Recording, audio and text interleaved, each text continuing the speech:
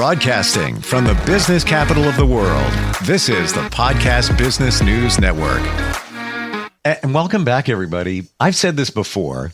I'm going to say it again because it is the baseline for everything that we deal with in our lives and how we approach relationship situations. All of that is trauma. We all have trauma. I know that's kind of hard to swallow in here, but we'll explain what that means in a moment. But to release that trauma, the power of movement is huge. It's all about moving the energy, and that's the work that she does. She's an energy work practitioner. I could list all of the energy modalities from Reiki to hypnotherapy, all of that. I don't have enough time because she is so well qualified for this. Rima Wardini is back with us. How are you doing today? I'm doing well, Steve. Thank you. How are you doing? I'm good. Yeah, it's great to have you back here. And we've talked about trauma briefly before and how energy supports that. And you could have what's known as stuck energy because of trauma. And that's giving you challenges in your life and you're not even aware of it. But let's start at trauma. What exactly is trauma? Well, trauma could be any experience that impacted you in a conscious way or subconscious way. And it could be anything from accidents, from abuse, from little word that was said when you were young and it just impacted you in such a way. It could be anything. And the reality is that trauma does not only stop at the mind, it kind of actually integrates within your body on the cellular level. So since we are all vibration, this trauma is something that disrupted the natural vibration or frequency of your own energy, which created a break, like created a blockage. What we call a blockage is the breaking of the flow, natural flow of your energy. So it could take any form. It could be anything that you're not even aware of. And often enough, it just plays a lot with your mood and a lot with the decision makings that you do. And a lot of times what happens is that you recreate the same thing over and over again because you haven't necessarily dealt with that trauma. It could be, like I said, it could be phobia of something that you're not even aware of. It could be, we spoke about this, recreating the same pattern of partnership or romantic relationships. It could be, scarcity in money, and that could have been something, a traumatic experience with that. I could be physical injuries that are constant and constantly happening to you because you haven't dealt with what was truly imprinted. And I think imprinted is the right word. It was imprinted within your body and you haven't really dealt with at that point.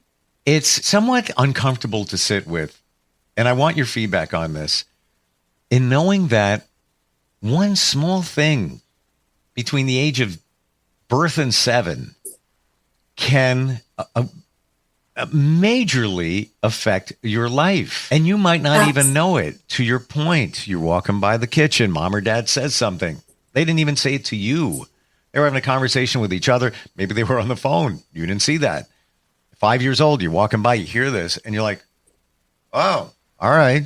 You're a clean slate as that 5-year-old. You internalize that, and that could have made you at that time feel not worthy or whatever it might be. And now you took that to your adult life and it's holding you back and impacting it. Kind of scary, kind of uncomfortable to know that. It is. But it's also, there's comfort in knowing that there's ways of understanding them and letting them go. And I always say there's a reason why we have traumas, because we become who we are now as adults. And as we evolve, we continue to evolve because we have experienced what we have experienced.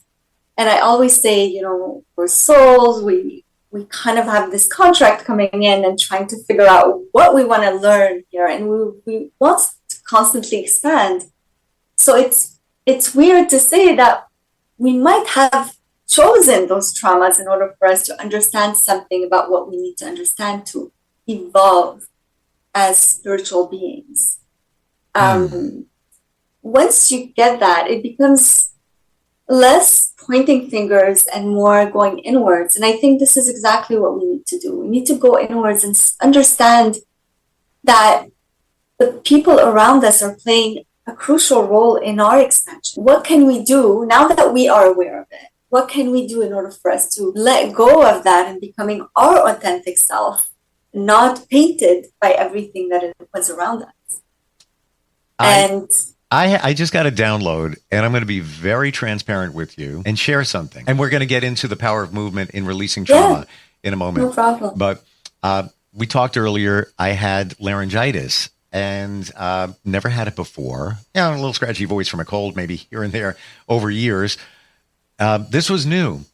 And I thought about it a little bit deeper and lasering this with situations and also other factors, timeline and things like that. My gut tells me that it wasn't just from a virus.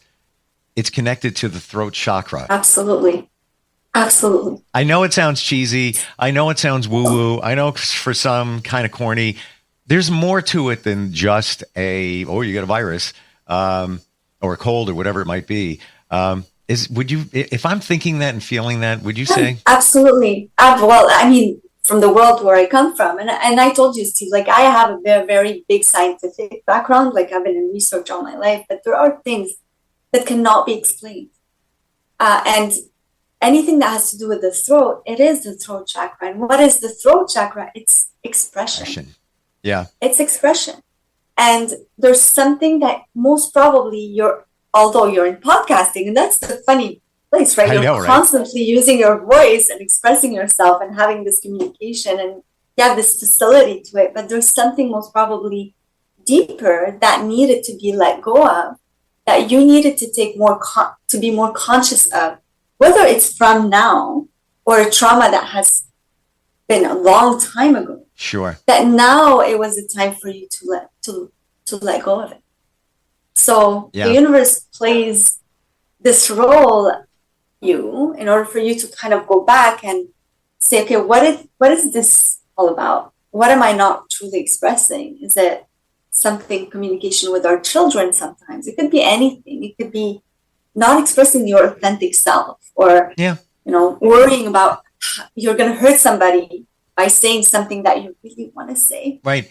And to your point, and back to what we're talking about today, trauma, that can go back to something from childhood where, let's hypothetically here, you might not be comfortable in expressing yourself because of that.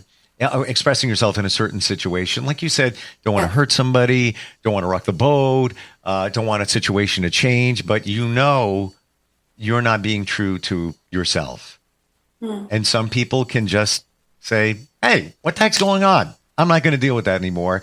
Other people may be, because of their childhood and maybe a small trauma like we talked about. Others may be afraid to say something for whatever reason that might be. And that's what we talk about, the throat chakra. So would it be, okay, so I get laryngitis, so, kind of shook it up, if you will. Would you think that could have potentially cleared out that energy? I think so. I truly believe so. And like I said, I always say it's layers, right? But I truly believe so, because you were obligated to take a step back. I was forced. I was forced. You were forced. You were forced to take a step back, be with yourself, do what you needed to do in order for you to get back on track. But you needed that moment off. And most probably, if you did not have that laryngitis, you would not have taken time off. Yeah. And being with yourself. I'm convinced that's what it is. And this is not about me, but I'm using this as an illustration of how this. Yes, because examples do help a lot. But before I got the laryngitis, I went away for a weekend, and I never do this, just to have. I need some time. So to get some clarity, just stared at the beach, the ocean. It was like wonderful, fantastic. And then when I came back, that's when I came out with a virus. Not COVID or anything, tested like 5 times, not kidding. Flu, nothing. It's almost as if that was the part 2 of you took that time to search your soul. Well, we're going to give you laryngitis, so now you can do it again and go even a little bit deeper. Deeper and longer. Yeah. Deeper and longer. And I truly believe that's exactly how the universe communicates with us, and our bodies communicate with us as well. Yeah. And often enough people are not comfortable to feel fully that pain, to really try to see deeper what goes behind it. Yep. And in my practice, because I was a clinical exercise physiologist for the longest time, and I was really dealing with chronic disorders, and it was all about movement and rehab. But then it was, what else? Okay, how can I help my clients even more? Because this is triggered by something deeper than just a traumatic brain injury or MS, multiple sclerosis, or Parkinson's. There's something that is deep. Yep. And that's what got me on that path. Well, like, this part is personal, but the other part was more client based. This is what makes you radically different than other people who do energy work. And there's many wonderful ones out there. I've met some. I've had sessions with them. But you have a deeper understanding from your scientific background and in terms of physiology and understanding how the body works and all of that. Pair that with the energy connection. Powerful combination. It's great. It's great. Yeah. I always say science should be completely linked with spirituality, and then we would have the perfect world, because we're beyond our physical selves. So anyway. So the power of movement to help release trauma, interesting concept. And I've seen people express themselves with dance. I've actually done podcasts on this as well. The arts, with people maybe singing or even playing music or whatever it might be. That's my view of it. The power of movement. Tell us your view. Well, I think the power of movements is really reflective of who we truly are. We're not meant to be static, because vibration is not static. Atoms are never static. We constantly should be in movement. And even when we're sitting down, we're in movement. And the power of movement is more, it's those expressions of yourself that you cannot put into words. And I used to look at that. I used to dance a lot. When I was young, I started ballet when I was 3 years old, and I used to watch my mom dance a lot. And dancing was part of our upbringing in home. And I could tell you the feeling of it cannot be expressed on paper. I wasn't able to say what I was feeling just watching my mom feeling so free. But I could tell you that emotions would come up in me as a little child, seeing this freedom or seeing this release of whatever she was letting go of at that moment in time. Wow. And that's what movement became so important for me. And often enough, we say, yes, go run, go. And I did everything, Steve. I did boxing, I did circuit training, I did ballet, I did a lot. But right now, maybe in the phase of my life, it's more about taking it in a more gentle way. It's going deeper into, why am I doing what I'm doing? Why am I going into that sense of movement? And often enough, I do it because I want to be able to help others to do the same. And it's through somatic movement and yin yoga that I was able to tap into parts of my body that were jammed for years. I couldn't understand why my right hip was constantly blocking, why my leg is constantly stiff. I couldn't do my full stretching when I was doing ballet since I was very young. And it's through these movements that I was able to tap into it, because what they do is that they relax your muscles more, because you're into your movements for a long period of time, and you're more focused on where the pain is. And as soon as you resist it, it becomes super hard. But then when you just tap into relaxing your body and the fascia in your body, which is the connective tissues that connects everything, your muscles, your bones, it's everything. Yeah. It's the communication center. We could do 5 podcasts on fascia or fascia, depending on how you want to pronounce it. Yes. I don't want to be gross here, but this is what I've learned, and this is how I visualize it. Like you said, it's the connection, the connective tissue, your whole body. If you ever cook chicken and you cut the chicken, and the skin reveals this white stuff underneath it, and sometimes like, oh, what's that? That's what that is. We all have that. Yeah. It's almost like a another layer of skin, if you will, that helps us move. It's everything. It's everything. Yeah, well, it communicates throughout your entire body between your organs and everything. So I didn't think about that. I think of it more in a physical form. I didn't think about the communication form, but to your point before, all of this stuff, the trauma, everything we deal with gets down to the cellular level. So there you go. Absolutely. And that's what it does. So taking it, it's great. Go run, do your thing. But these activities are very, very masculine. You want to go deeper into the shadow part, you're going to have to experience a bit more of the yin type of things, the feminine type of things, the ones that are more slow and deeper. They go deeper within your tissues. And I think we need to pay attention as much to that as to our, the forceful ones, the masculine ones, the yang yoga where you're like warrior zone and stuff like that. But when you go into the yin one, it's really crucial to really tap into where the pain is and what's behind that pain. And it's funny because I went to see my osteopath not long ago because of the hip. And I was going into it and she was doing those movements and you almost feel like they're not doing anything, right? And I've been telling her, I've been working on this hip for the longest time through this and that. She's like, yeah, but there's a memory there that you cannot see yet for some odd reason. She was able to see it. She was able to tap into my hip to go in and my body was reacting. It was like holding on. I'm like, you're not going there. You're not going there. And she was able to see a past life where I was burned to stake because I was doing the work of a healer in those old times.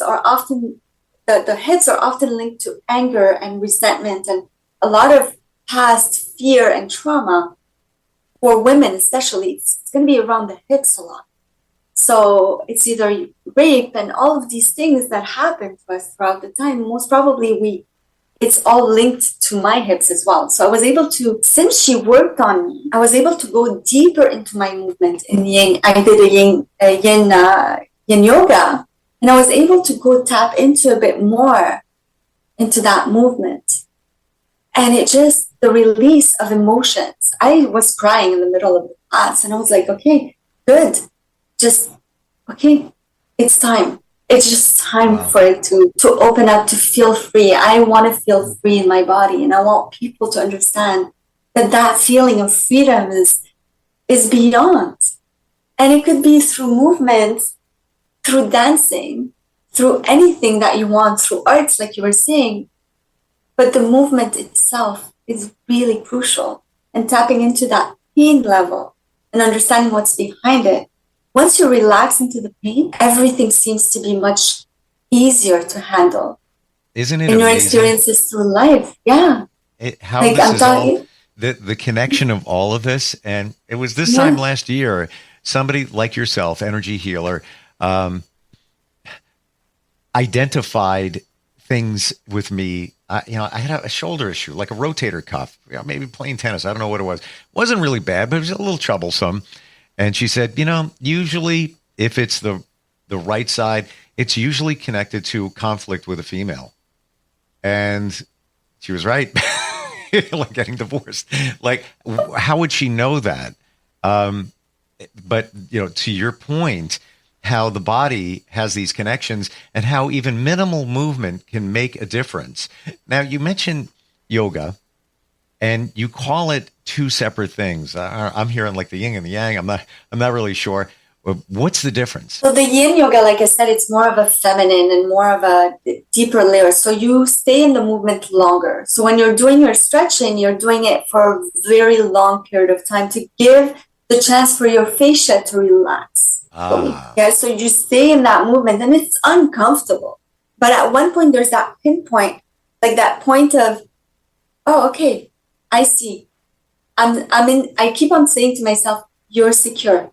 You're safe. Don't worry. Just relax. And it's I like talk to my body. You got over the hill. Yes. It's the over the hill. It's like when you're running and those first 5 minutes are crucial, are like so hard. And then after you get the second breath and you're like, oh, it's getting easier. The same thing happens when you're in that either somatic or yin yoga. There's a point where you kind of like completely your muscles relax and say, okay, it's your new level of openness. Thank you for saying that, because I don't want to say I shy away from yoga, but I haven't gotten there yet. 1 hour ago, I was on the phone with somebody I've known for decades. We worked together as well, and he had emergency heart surgery 8 years ago. He went in just for a routine exam. They're like, we'll meet you at the hospital at 2 p.m. And it was just that fast. And he said to the doctor, I like basketball. I like doing sports and everything. And the guy's like, have you tried yoga? And my friend's like, no, do yoga. He's been doing it ever since, morning and night. We mentioned, you said feminine before. This is a grown man. Yeah. He swears by it. And as a matter of fact, he was doing yoga and we're working together. He says, I got an idea for our project during the yoga. And I see what you're saying, that if you hang in there, yeah, even when you're doing stretching, at the gym, whatever, you're supposed to do it for at least 30 seconds because you're not going to get the benefits. A lot of us just go like this. Yeah, that's it. Did you ever take the time to count 30 seconds? No, because exactly. usually you're like, it's uncomfortable. I'm good enough. Let me go to the next stretch and let me start working out. But if you went to 30 seconds, I'll bet you after 20 or 25 seconds, you'd be like, that's easy. I'm good now. Yeah. And I could go 50. I could go 40. Exactly. We're just about out of time. You bring so much insight, so much knowledge, all of this, had no idea. And even the yoga, this is twice in an hour that yoga has come up. I got to go there. I got to start. Most probably you should. Again, hello universe. I hear you. How does somebody find you? And I know you can do things virtually as well. Yeah. What's the best way? You could reach me. You could connect with me on my website. It's www.WholEstik, WholEstik.com. Or you can also find me at IG at r.wardini and DM me. I'll be more than happy to respond to you, to create beautiful connections as well. Love it. And thank you for your transparency, about your situation, the hip situation, and what that felt like, and even the fact that you cried. That's what happens because you're releasing. It feels good. Exactly. It feels so good to just, you feel brand new. Yeah. Appreciate you. Thanks for being here today. Thank you, Steve, for having me. Have a wonderful day. You too. We'll be right back.